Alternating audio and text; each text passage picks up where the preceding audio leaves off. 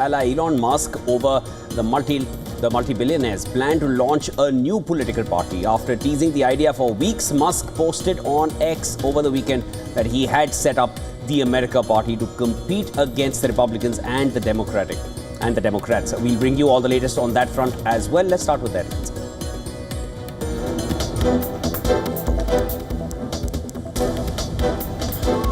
The BRICS nations strongly condemn the Pahalgam terror attack. Group says there should not be any double standards in countering terrorism.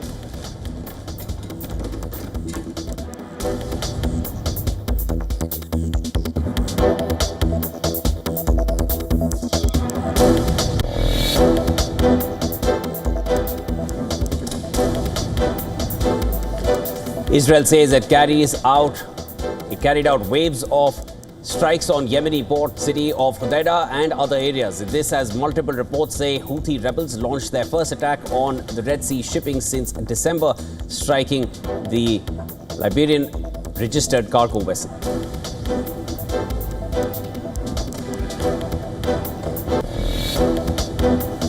We're working on a lot of things with Israel, and one of the things is probably a permanent deal with Iran. President Trump says he will talk about a permanent deal with Iran during his meeting with Israeli Prime Minister Benjamin Netanyahu in the White House.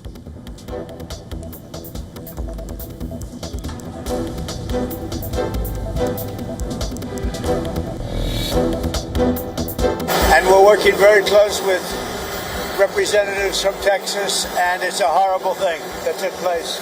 Absolutely horrible.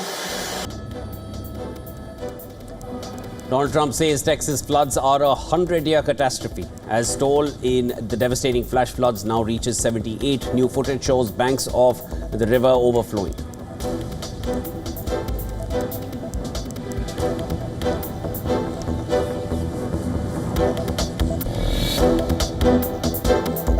I think it's ridiculous to start a third party. President Donald Trump calls Elon Musk's decision to start a new U.S. political party ridiculous. Says he's sad to watch Musk go off the rails and become a train wreck.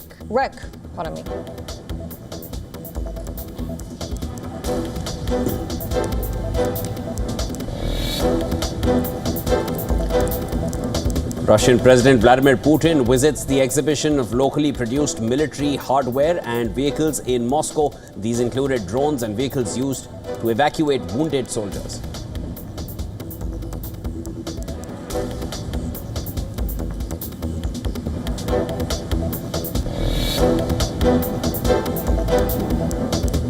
Suriname gets its first female president as lawmakers elect Jennifer Geerlings Simons after her party won the most seats in legislative elections held in May.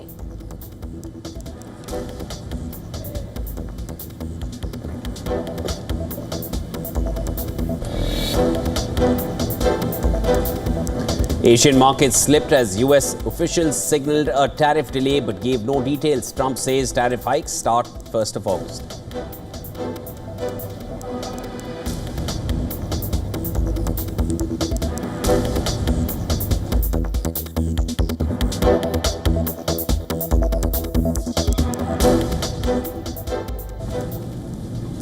U.S. President Donald Trump has slammed former ally Elon Musk launching a new political party as ridiculous. Speaking to reporters before boarding Air Force One on his way back to Washington, Trump said that it's always been a two-party system in the U.S., adding that a third party just adds to confusion. Listen to this. And I think starting a third party just adds to confusion. It really seems to have been developed for two parties. Third parties have never worked. So he can have fun with it, but I think it's ridiculous. Now, the new party is aimed at disrupting the U.S.'s two-party system and was formed after Musk's public feud with Trump over the so-called Big Beautiful Bill, which the tech billionaire says would explode the debt. He vowed to do everything in his power to defeat lawmakers who voted for it and on Saturday created the America Party. Trump's first reaction came through a post on his Truth Social network. He said Musk has gone off the rails and had become a train wreck. over the past 5 weeks, repeating his earlier assertion that the billionaire's ownership of Tesla had made him turn on the president due to the spending bill cutting subsidies for such automobiles. Earlier, Treasury Secretary Scott Bessent also slammed Musk's attempts to enter the political fray, asking him to stick to running his companies. Speaking exclusively to CNN, Bessent claimed the billionaire's board of directors must not be happy with his announcement and would be encouraging him to focus on his business and not his political activities. The Federal Election Commission has listed America Party's headquarters at 1 Rocker Road in Hawthorne, California, while Musk is identified as the party's sole candidate. An India Region Chief Financial Officer of Tesla, Vaibhav Taneja, has been named treasurer of the party as well as the custodian of records.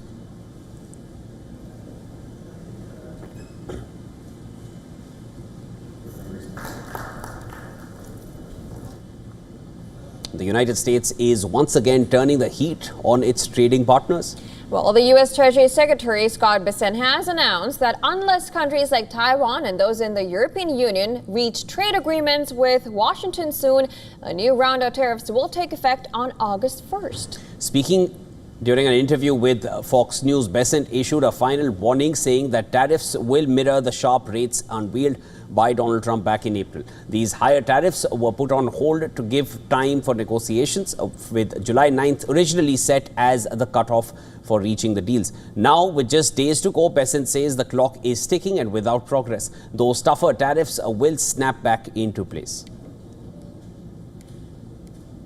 I don't think it's a bit of a pause, because I think what's happened is there's a lot of congestion going into the home stretch. And as part of the trade team, what's great about having President Trump on side is he's created maximum leverage. So by telling our trading partners that they could boomerang back to the April 2nd date, I think it's really going to move things along the next couple of days and weeks.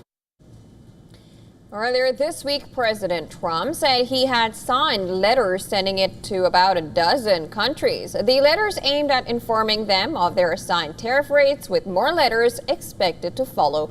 He noted that issuing these notices would be quicker and more straightforward than entering into drawn-out negotiations. So far, deals have been reached with the United Kingdom and Vietnam, with limited progress made with China. The European Union is reportedly making some headway, but some nations are holding their ground, like Japan.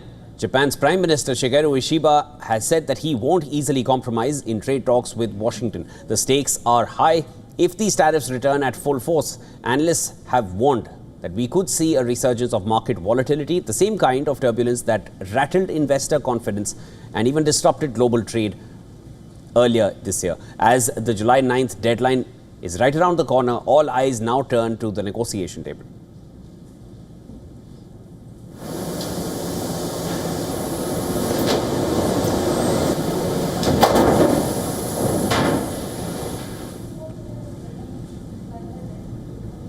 Well, Israeli Prime Minister Benjamin Netanyahu is back in Washington, D.C., his third visit with Donald Trump in just 6 months.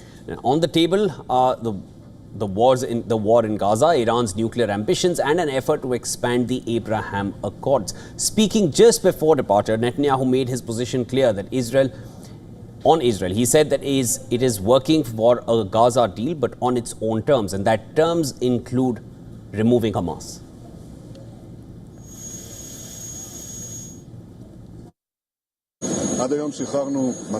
We are working to achieve the deal that has been discussed under the conditions we have agreed to. I have sent a team to negotiate with clear instructions. I believe that the conversation with President Trump can definitely help advance this outcome. We will not allow a situation where there are more kidnappings, more murders, more beheadings, more invasions. It means one thing: the elimination of Hamas's military and governmental capabilities. Hamas will not be there. And during the high-stakes visit, Netanyahu will also hold talks with key U.S. officials, including Secretary of State Marco Rubio, Defense Secretary Pete Hegseth, and West Asia Envoy Steve Witkoff. Hamas is still pushing for guarantees from the U.S. It wants assurances that negotiations won't end with a 60-day pause and that fighting won't resume. The core deadlock is that Israel is clear about destroying Hamas Hamas, meanwhile, is sending mixed signals on whether it will relinquish power in Gaza. Its spokesperson has said the group is not clinging to power, but it's still unclear who or what would govern post-war Gaza. And well, unlike previous rounds of negotiations, this time the pressure to strike a deal isn't just coming from outside. It's coming from within Israel and Netanyahu's own political base. In Tel Aviv, anti-war sentiment is growing louder. More than 20 Israeli soldiers have been killed in the past month alone. And many are now asking, how much longer will the war go on?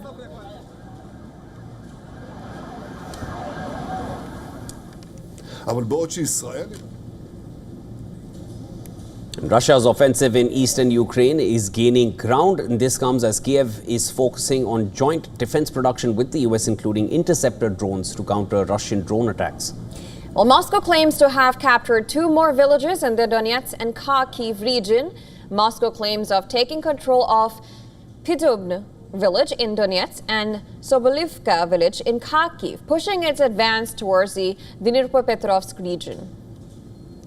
This comes as Russia accelerates its territorial gains for a third straight month. According to data analyzed by the Institute for the Study of War, June was its strongest since last November. In Kiev, President Zelensky has praised the use of interceptor drones in the largest Russian aerial attack so far, involving over 500 drones and missiles. Ukraine says its homegrown interceptors took down dozens of Shahid drones.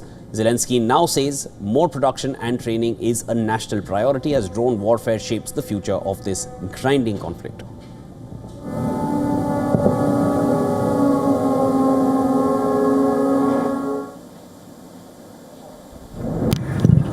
Well, on Friday, President Zelensky took to X and put out that he discussed with the U.S. leader joint defense production, including production of drone interceptors, as well as joint purchases and investments. Ukraine uses interceptor drones to specifically counter Russian drone attacks, including the Iranian-designed Shahid drones. Kiev has deployed the big jet interceptor drone, which has a jet engine designed to intercept helicopters. It has a range of 200 kilometers with a payload of 10 kilograms. Sting interceptor drones, which are specifically designed to take down Shahid drones, come with a range of 20 to 30 kilometers.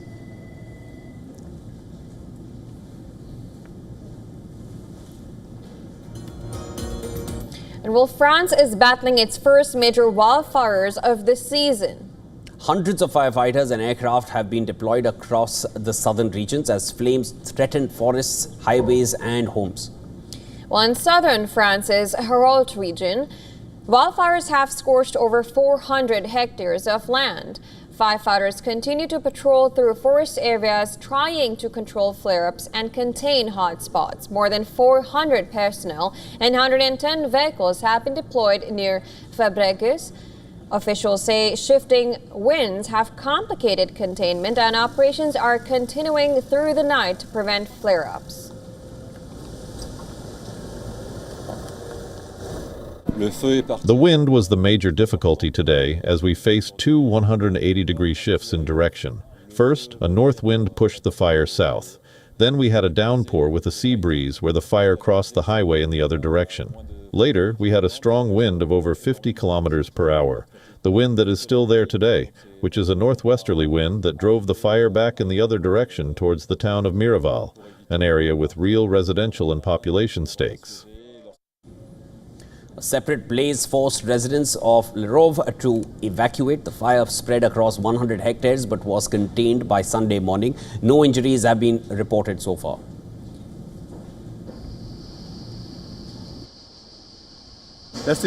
I was at home when we were woken up at 4 a.m. by the municipal police, telling us we had to evacuate urgently. When we got up, the whole sky was glowing red. We started to worry. Was it heading our way or not? We couldn't tell exactly where the fire was. It all depends so much on the wind, and we were afraid it might shift. So we went down to the sea, luckily it's not too far, to take shelter. The wildfires also broke out near the A61 and A9 motorways in Aude. No aircraft were deployed as traffic was brought to a standstill. Around 400 hectares of vegetation have been destroyed in the area so far.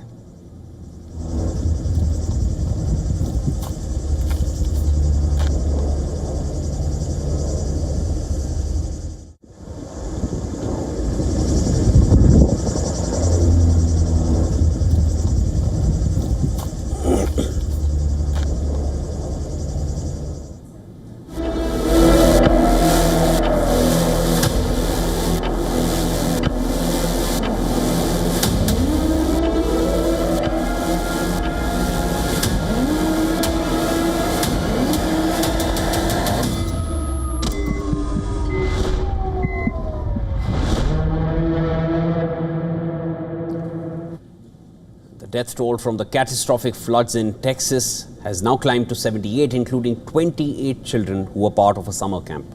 As the rescue and search operations enter the third day, 41, including 10 children, are still missing. Boats and helicopters have been deployed as search operations continue. Now, these operations race against time as they look through the debris in flood-affected areas to find the missing people. The flooding occurred after the river broke its banks after torrential rain fell in the central Texas area on Friday. As rescue operations are still on to find the missing people, residents and friends of the flood victims recount the horror. They say that they have never seen anything like this ever in the valley.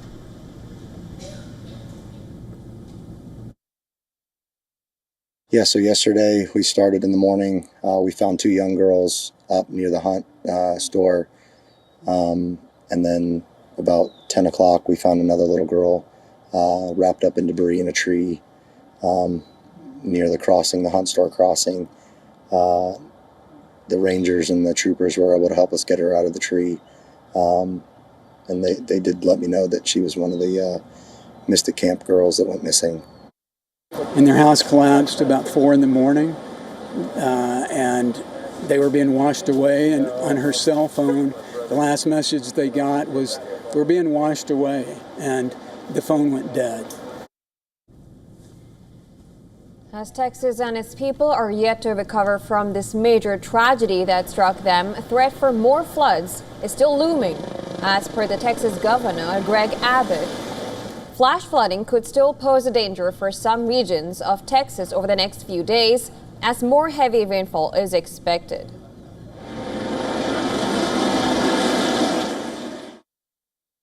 There is heavy rainfall that's already occurred, and there is more heavy rainfall that's expected that will lead to potential flash flooding broadly in these regions: the Big Country, Concho Valley, Central Texas, and once again, Kerrville. U.S. President Donald Trump signed a major disaster declaration on Sunday for Kerr County, activating the Federal Emergency Management Agency to Texas. He is likely to visit Texas himself on Friday to take stock of the situation. While speaking to media, he said that Texas flooding has nothing to do with cuts at Weather Service by his administration. He added that floods happened in seconds and nobody saw it coming. This was the thing that happened in seconds. Nobody expected it. Nobody saw it. Very talented people are there, and they didn't see it. It's, I guess they said, once in 100 years. They've never seen anything like this. So I wouldn't, people are trying to blame the school. They're trying to blame the camp. They're trying to blame. It's just a horrible thing. But no, I wouldn't say that, no. Well, moving on, the stranded British F-35B stealth fighter jet, world's most advanced warplanes, has been finally towed to a hangar at Kerala's Trivandrum International Airport after 22 days. These are some of the images of the 5th generation UK Royal Air Force fighter jet being moved from the tarmac of the airport. A team of 25 UK aviation experts who have arrived in the city are working around the clock to repair the fighter jet that got grounded on the 14th of June after an emergency landing. Now, a fresh team of engineers who have arrived in an Airbus A400M Atlas aircraft, which will check whether it can be repaired locally or will have to be dismantled to fit inside a cargo aircraft for the journey home. Moreover, the state-of-the-art fighter jet carries classified stealth technology, which has to be monitored closely by the British military while it is being dismantled. Every move has to be logged and verified. Every screw has to be security coded to minimize the risk of data breach. Theft of stealth technologies could reveal combat secrets, and it poses a threat with diplomatic and military consequences. Protecting stealth tech is critical for national defense integrity. Well, the UK High Commission in New Delhi has confirmed that Britain has accepted an offer to use space in the airport's maintenance, repair and overhaul facility, where a special engineering team has been deployed to assess and repair the UK F-35B aircraft. Now, F-35 is developed by US defense giant Lockheed Martin. It is a multi-role 5th generation fighter designed to dominate air, sea and land-based warfare. The F-35A that has been stranded The F-35, which has been stranded in India, is a base variant that costs over $110 million. It is one of the most expensive fighter jets in terms of development cost. Now, if it is not fixed on the ground on Kerala, there will be only one option left, and that is to dismantle and airlift the operation, which might involve a C-17 Globemaster military transport plane.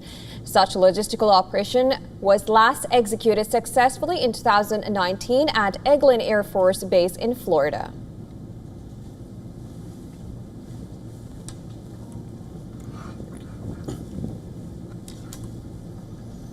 And just days after India accused China of providing real-time intelligence to Islamabad during Operation Sindoor, Pakistan's Defence Minister Khwaja Asif has dismissed India's claims, calling them baseless and a desperate excuse by New Delhi. While speaking to a local television channel, Khwaja Asif rejected the allegations made by Indian Deputy Chief of Army Staff, who has accused Beijing of providing real-time satellite intelligence to Islamabad and claimed that Turkey supplied combat drones and technical support. One border, two adversaries. So we saw Pakistan one side, but adversaries were two, and if I would say actually four or three actually. So Pakistan was the front face. We had China providing all possible support. And it's no surprise, because if you were to look at statistics, in the last 5 years, 81% of the military hardware that Pakistan is getting is all Chinese, 81% of that. Khwaja Asif stressed that Pakistan fought the conflict independently, relying entirely on its own military strategy and strength. He went on to explain that diplomatic backing from allies like China and Turkey did not translate into active combat support. Now, Khwaja Asif also argued that Pakistan also buys weapons from the United States, just as India deploys French Rafale jets, but that does not make those countries participants in the conflict. Pakistan has deep-rooted defense and economic ties with China, with Islamabad heavily relying on Chinese military equipment and projects like the China-Pakistan Economic Corridor, CPEC. China's stakes in Pakistan's economy and its military remain very high.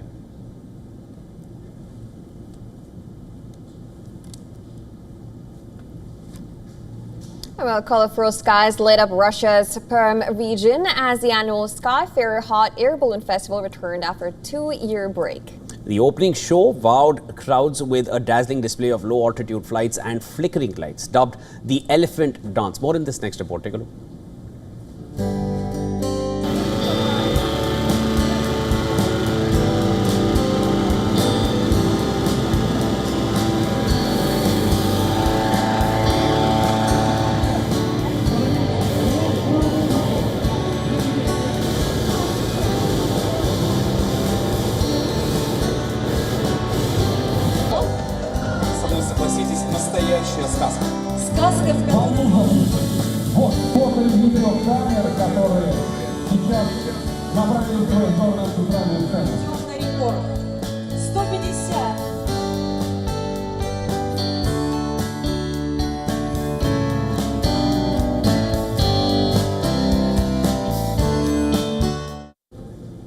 Well, it's time for a quick short break. On the other side of World DNA, we have more coming up, starting with Indian Prime Minister Narendra Modi, who has taken stage at the BRICS, where he touched upon issues ranging from terrorism to reforms in global multilateral institutions. More on the other side.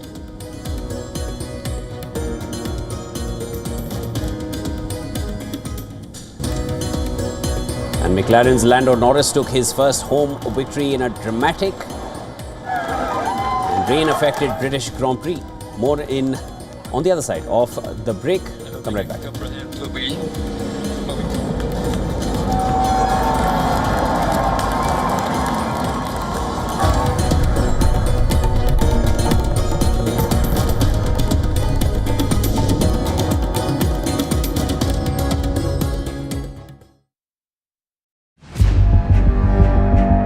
Where darkness hides behind every corner. Where the truth is stranger than fiction. A show that dives deep into the stories which shock and mystify. Unsolved murders. Psychopaths who defy explanation. International war crimes. and millions swindled in financial fraud. The victims, the accused, and the sinister plot. Prime Crime is your front row seat to darkness.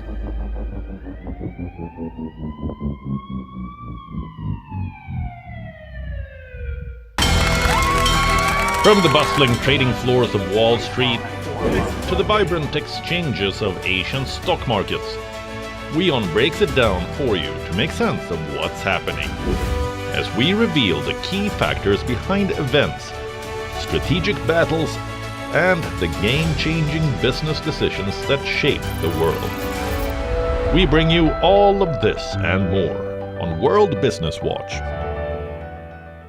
WION, India's global voice, the channel that brings you the biggest stories from across the world through India's lens. Now available in more than 190 countries worldwide, because we believe that the world is one. Watch us in Africa, Europe, USA and Canada, South America, Asia Pacific, Middle East and North African regions. Also available on these digital platforms across the world. WION. World is one.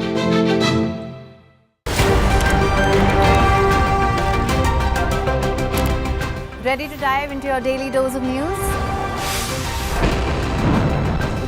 Bringing you what's trending in the West and all that's setting trends in the East. And all of this served up with a side of insightful banter. We don't just bring you the latest stories. We bring you your talking points for the day. And while you do that, from the busy streets of New York, I will provide you with deeper insights on the developments through the course of the day in the U.S.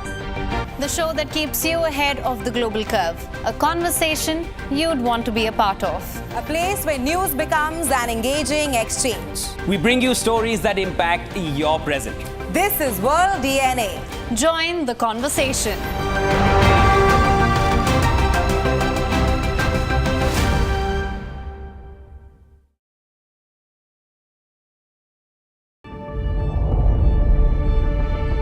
The Earth is sending distress signals. Wildfires, droughts, and melting glaciers. Can we reverse the damage? Explore the harrowing effects of climate change. It's a wake-up call. Global emergency. Climate Tracker on WION World is One.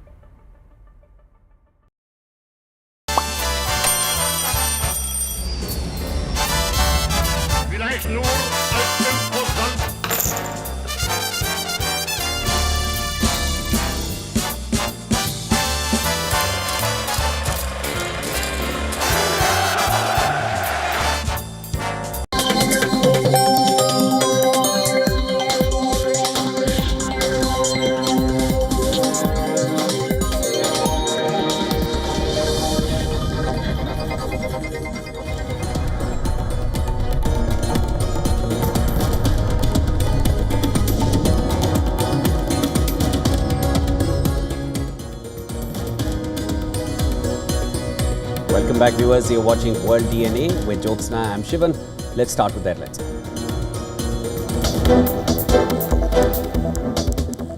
The BRICS nations strongly condemn the Pahalgam terror attack. Group says there should not be any double standards in countering terrorism.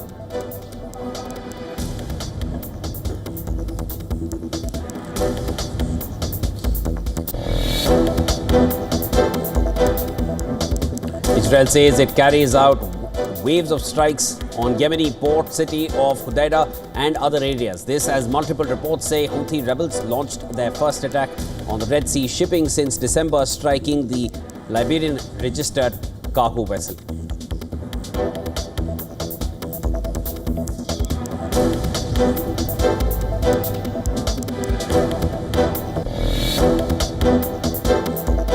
We're working on a lot of things with Israel, and one of the things is probably a permanent deal with Iran.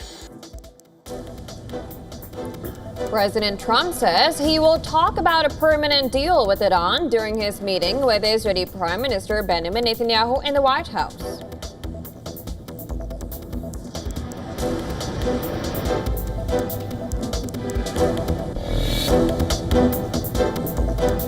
And we're working very close with representatives from Texas, and it's a horrible thing that took place.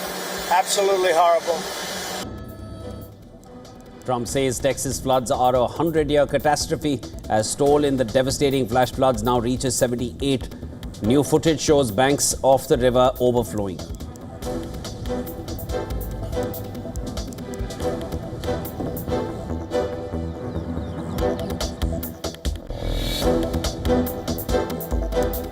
I think it's ridiculous to start a third party.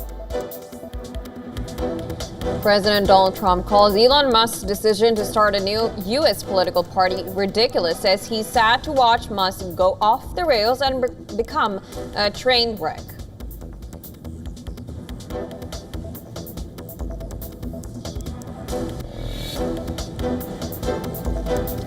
Russian President Vladimir Putin visits the exhibition of locally produced military hardware and vehicles in Moscow. And these included drones and vehicles used to evacuate wounded soldiers.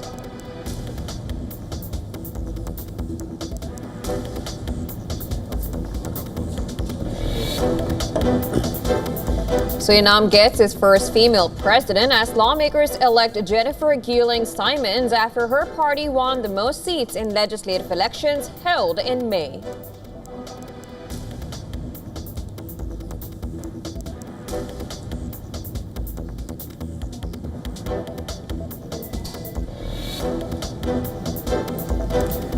OPEC Plus surprises markets with output boost, aiming to stabilize prices despite surplus concerns. Analysts say this may ease global inflation but heightens producer competition.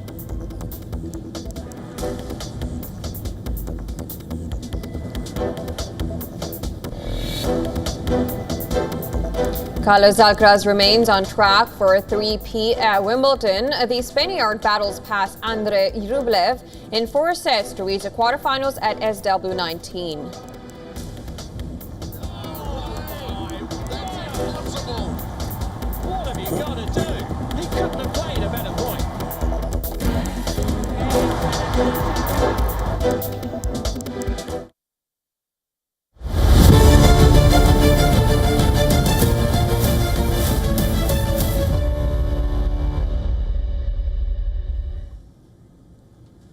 Now, the BRICS summit is underway in Brazil's Rio de Janeiro. With concerns of global south and calls for a multipolar world, BRICS has managed to put a united front on several issues.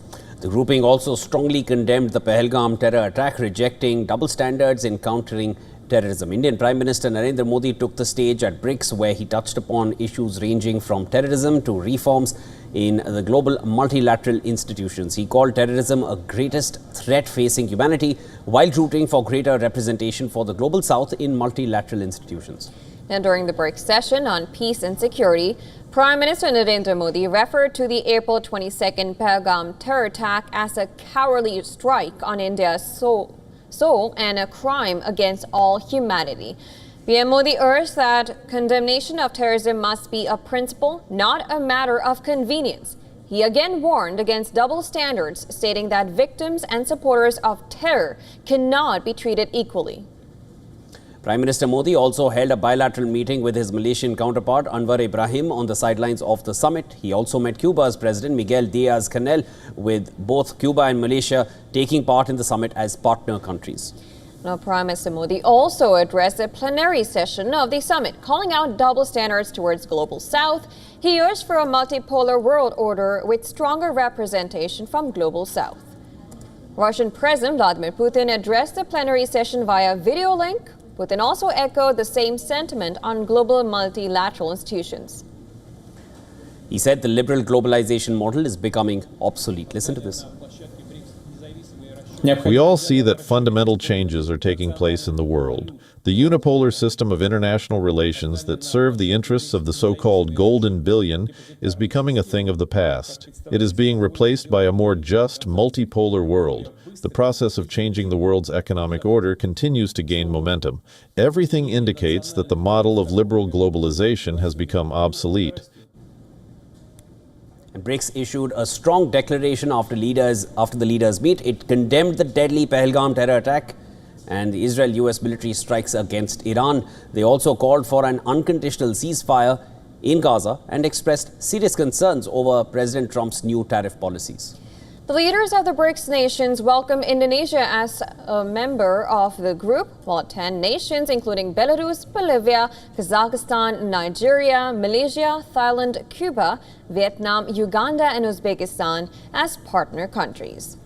The BRICS nations collectively represent nearly half the world's population, over a third of a global land area, and roughly a quarter of global economic output.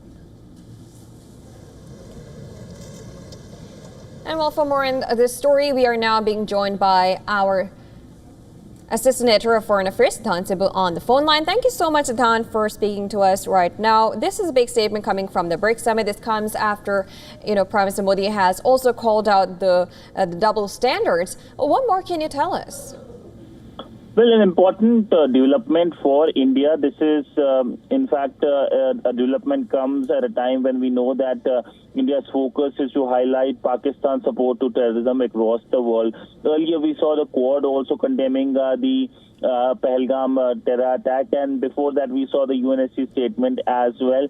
Of course, the focus remains as to how the world should, of course, focus on Pakistan taking a concerted action against terror groups on its territory or territories under control. A short while ago, we saw the MEA also holding a press conference in Rio where the Indian officials talked about essentially how this is a strong message of solidarity and condemnation, and one that, of course, India's neighbors should closely follow or observe. That's the big message from India. But all in all, do we expect India highlighting the issue of terrorism from Pakistan and other global forums as well?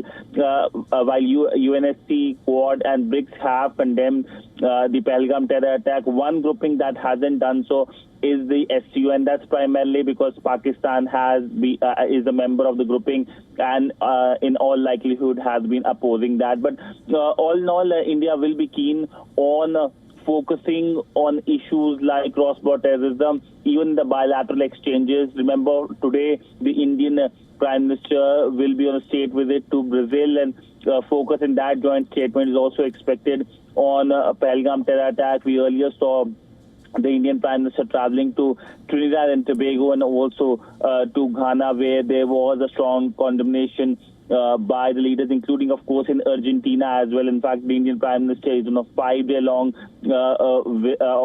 5-country visit, and in this visit, the Indian Prime Minister also travels to Namibia as well. So in most of the countries, in fact, all of the countries, we have seen the leaders condemning the Pahalgam terror attack. Thanks, Siddhant, for getting us the latest on that. Of course, lots more to be expected. Other than the SCO, because of Pakistan's presence, all other groupings have unitedly condemned the deadly Pahalgam attack.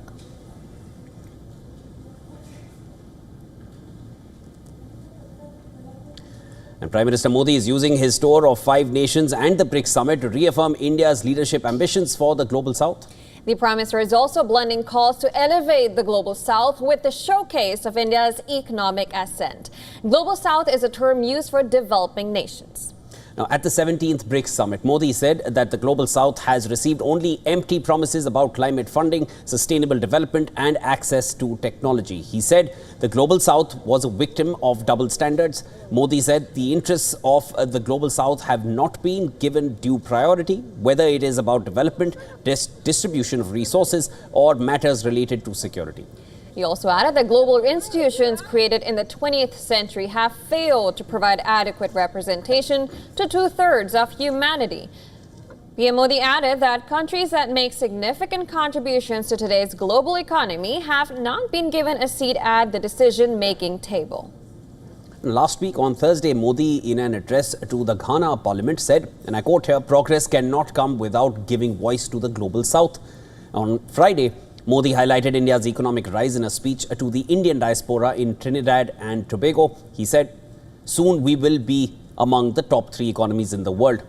The fruits of India's growth and progress are reaching the most needy." Meanwhile, Chinese President Xi Jinping and Russian President Vladimir Putin skipped the summit on the seaside Brazilian city, although Putin did join in via video. Now, however, Russian President did urge BRICS summit and also on mutual cooperation. Putin reiterated Modi's message and said the liberal globalization model is becoming obsolete. In a stump to the dollar, the Russian president urged BRICS members to use national currencies for trade settlements.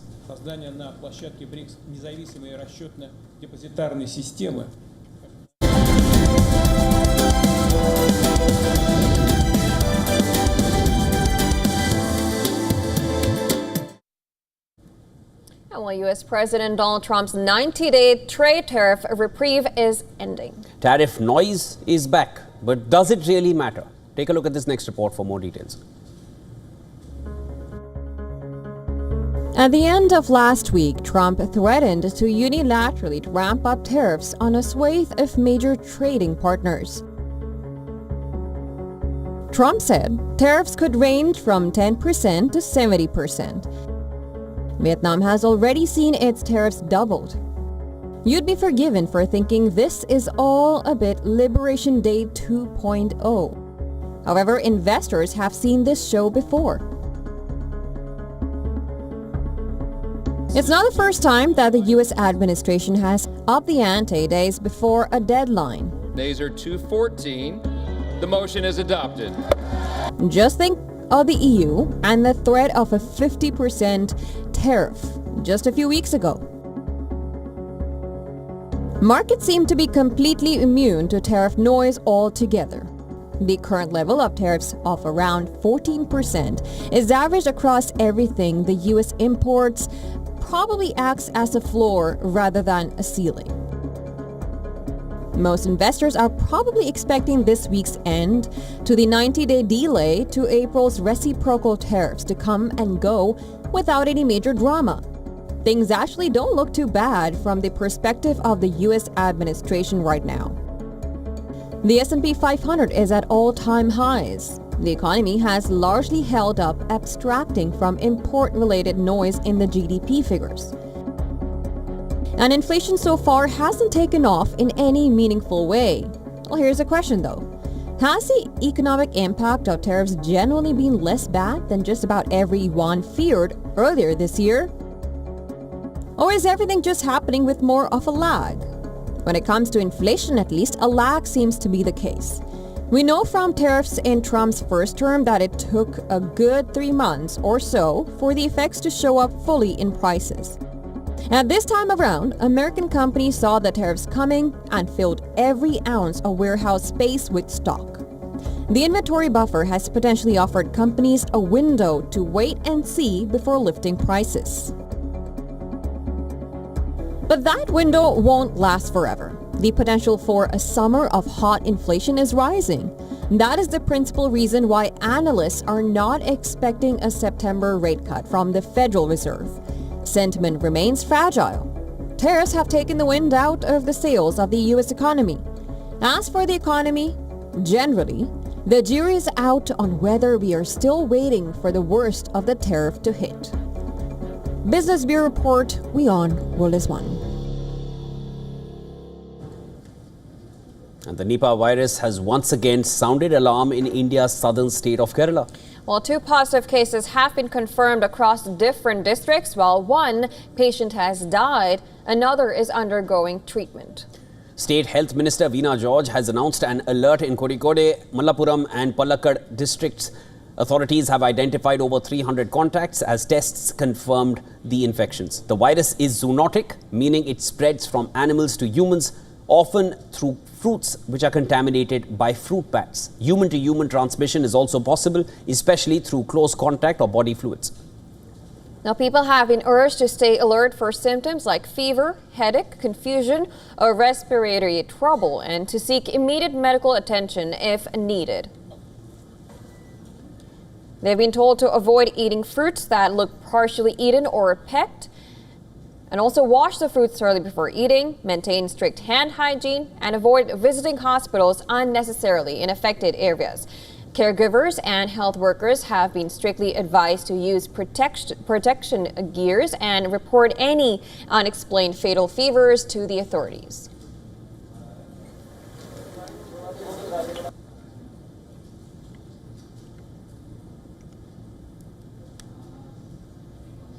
Now, Typhoon has made landfall in Taiwan, dumping torrential rain on the island, triggering flooding and landslides. Now, as per the National Weather Agency, the storm struck the west coast just before midnight local time. The typhoon brought with it winds of 144 kilometers per hour. According to the National Fire Agency, at least 28 people have been treated for minor injuries so far. As per the weather department, before making the landfall, the typhoon dumped more than 500 millimeters of rain across southern Taiwan over the weekend. So far, 3,000 people have been evacuated from their homes. Firefighters say most of those evacuated lived in mountainous areas around the southern port city of Kaohsiung. And it added that at least 10 landslides were recorded and 49 areas flooded, but the water has since receded.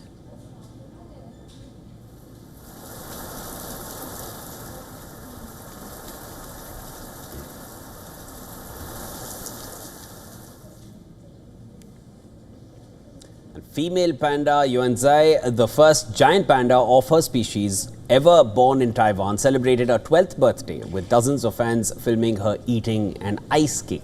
Well, they raced into the zoo to ensure they got good viewing spots of the Yuanzai. Take a look at these visuals.